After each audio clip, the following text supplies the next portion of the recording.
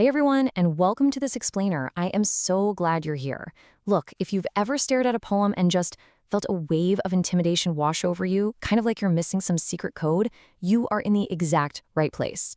Today, we're totally moving past that intimidation. We're going to break down exactly how to truly experience poetry using a really fantastic close reading framework. Honestly, by the time we finish up here, you're going to see poetry not as this giant roadblock, but as a completely accessible, living art form. So first things first, is a poem just a riddle? A lot of us were actually taught to treat poems like these puzzles we have to solve. We think, oh, if I can just translate this tricky verse into a normal prose paragraph, I've beaten the poem. I found the hidden meaning. Okay, let's dive into this because that is a massive misconception. In poetry, the sound and the sense are inextricably linked. You literally cannot separate what a poem is saying from how it's saying it. The experience of the language itself, that is the meaning. I absolutely love this quote from Samuel Taylor Coleridge. He said, "Poetry is the best words in the best order." It just perfectly captures our foundational definition. See, poetry takes the total chaos of human experience, love, grief, joy, nature, and it organizes it into a highly disciplined verbal event. It's not just some spontaneous diary entry. It's this exquisitely wrought structure that really demands our deliberate attention. To really see the difference between prose and verse, it helps to compare how Sir Walter Scott and Thomas Gray describe a really similar graveyard scene. Scott's prose flows naturally, right? It communicates the setting effectively, but Gray's verse operates completely differently. Actually, think of it using this brilliant metaphor from our source.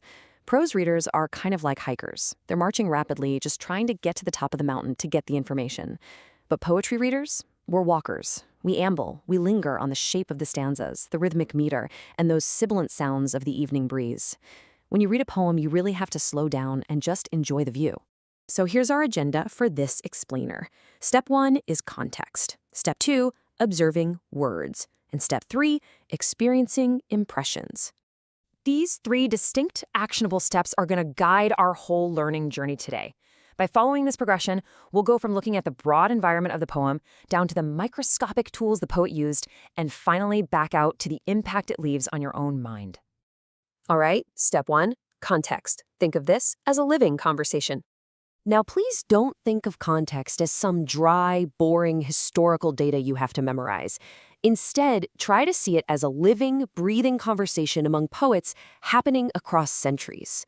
No poet writes in a vacuum. They're all passing notes, borrowing ideas, and arguing with the poets who came before them.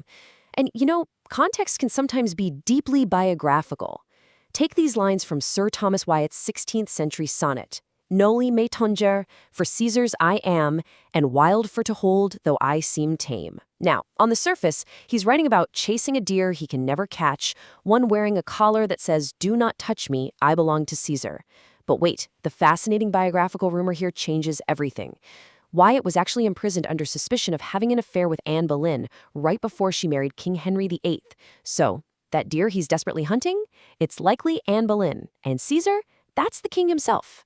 Suddenly, we're not looking at a hunting poem, it's a dangerous, real-life drama. Context also heavily includes literary history. Look at Edmund Spenser.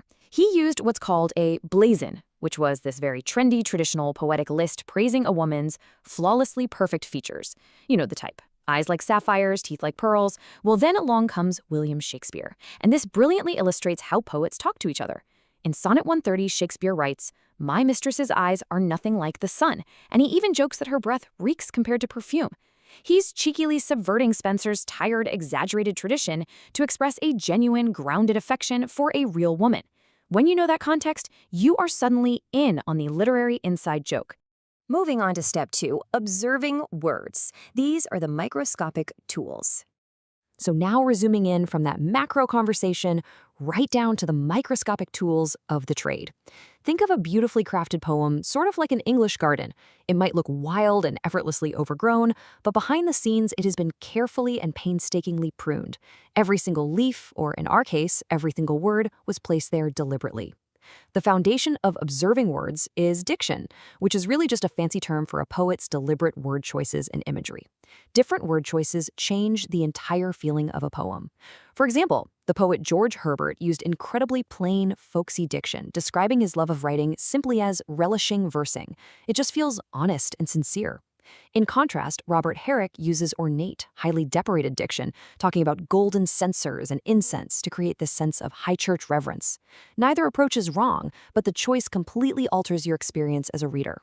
We can rapidly categorize these mechanics of diction. We just saw plain versus ornate, but you also have brevity versus length. Emily Dickinson was the absolute master of brevity, using these crisp, tiny metaphors that pack a huge punch. Her contemporary, Walt Whitman, went in the exact opposite direction. He utilized massive, extravagant, accumulating catalogs of words just to overwhelm the reader with the American experience.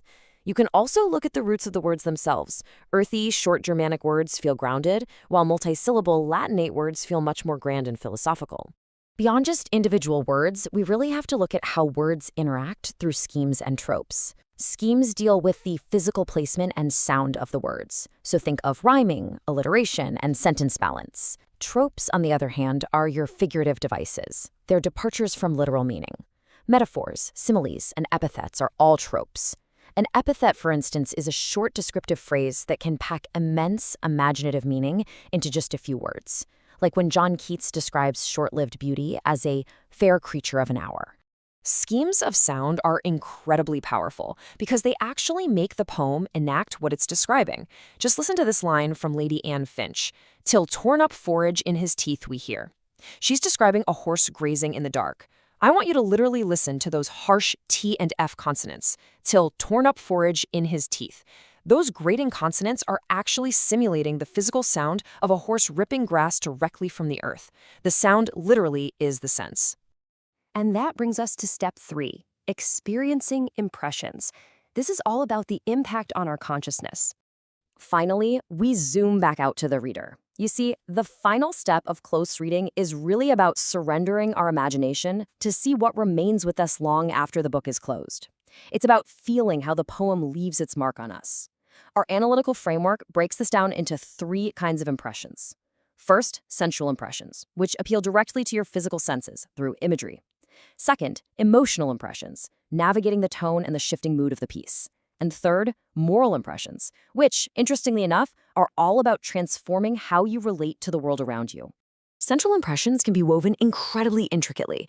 In Shakespeare's Sonnet 60, he tracks the aging process. Now, what's really interesting about this is the word main. It means the fullness or strength of youth. But back then, it was also a really common word for the ocean. Shakespeare brilliantly overlaps this ocean imagery with a crooked eclipse and the Grim Reaper's curved scythe. The visual imagery completely overlaps. The arc of a wave, the curve of an eclipse, the hook of a scythe. It leaves this incredibly powerful, unified central impression of inevitable time. Then we have emotional impressions. Notice how Trumbull Stickney builds an overwhelming mood of American nostalgia by just subtly shifting his verbs and adjectives. He starts neutrally, saying, "It's autumn in the country I remember," heavily relying on present tense mixed with past memories.